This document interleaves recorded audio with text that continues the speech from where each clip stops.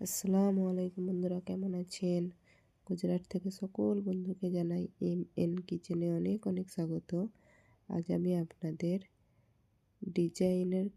Designer cake বানিয়ে দেখাবো খুব অল্প সময়ে। তার জন্য এখানে দেখুন আমি একটা বোল্ট নিয়েছি, তাতে আমি 2 বাটি ময়দা দিয়ে দিলাম এবং 2 বাটি মিল্ক পাউডার দিলাম এবং একটা দই দিলাম, 1 চামচ বেকিং পাউডার, 1/2 চামচ বেকিং সোডা, 1/2 বাটি চিনি গুঁড়ো এবং অল্প অল্প দুধ দিয়ে ভালো করে মেখে নিলাম।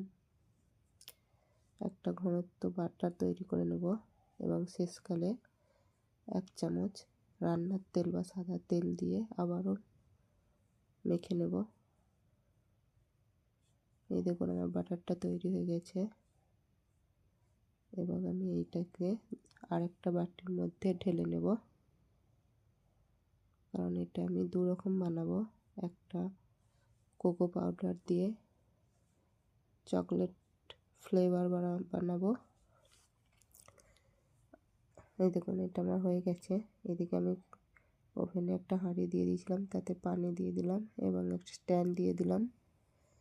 এরপর আমি একটা ডিম নিয়ে নিয়েছি এবং ডিমে পরিমাণ মতো লবণ দিয়ে ডিমটাকে ফেটে নেব। এই দেখুন ফেটে নিচ্ছি এবং এটা হয়ে গেছে এবং আমি এটা 2টো বাটির মধ্যে হাফ হাফ করে দিয়ে দেব, দিয়ে আবারও মিক্সড করে নেব। এই দেখুন মিক্সড করে নিচ্ছি।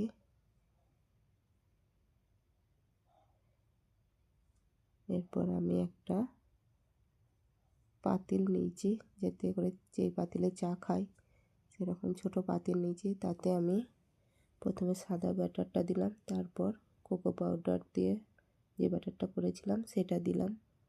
এইভাবে আমি একবার কোকো পাউডারের ব্যাটার আর একবার সাদা বাটারটা দিয়ে একটা ডিজাইন তৈরি করে নেব। এই দেখুন দিয়ে দিচ্ছি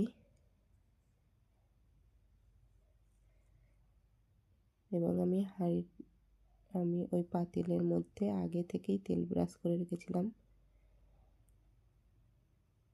এই দেখুন দেয়া হয়ে গেছে। এবার আমি এইটাকে একটা তুঁতের মাধ্যমে আমি একটা ডিজাইন তৈরি করে নেব। এই দেখুন ডিজাইনটা তৈরি করে নিচ্ছি। ডিজাইনটা কিন্তু খুব সুন্দর হচ্ছে। এই দেখুন ডিজাইনটা কি সুন্দর লাগছে। এরপর আমি ওটাকে ওভেনে দিয়ে দিলাম। এই দেখুন উপর থেকে একটা দেখুন, এরপর একটা আমি তুলতে নিয়েছি, তাতে করে আমি দেখব একদম দেখুন কত সুন্দর বেরিয়ে গেছে, তার মানে কেকটা হয়ে গেছে। এরপর আমি কেকটা নামিয়ে নিয়েছি। এই দেখুন কেকটা কত সুন্দর হয়েছে এবং কত নরম ও স্পঞ্জের মতো হয়েছে। আপনাদেরকে কেটে দেখাচ্ছি দেখুন।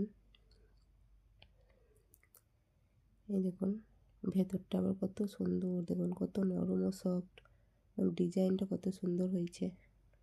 এবং দেখুন ভেতর দিকটাও দেখাচ্ছি কত সুন্দর ডিজাইন হয়েছে। এই দেখুন যদি ভালো লাগে লাইক কমেন্ট ও শেয়ার করবেন, দোয়া করবেন। ভালো থাকবেন। আল্লাহ হাফেজ।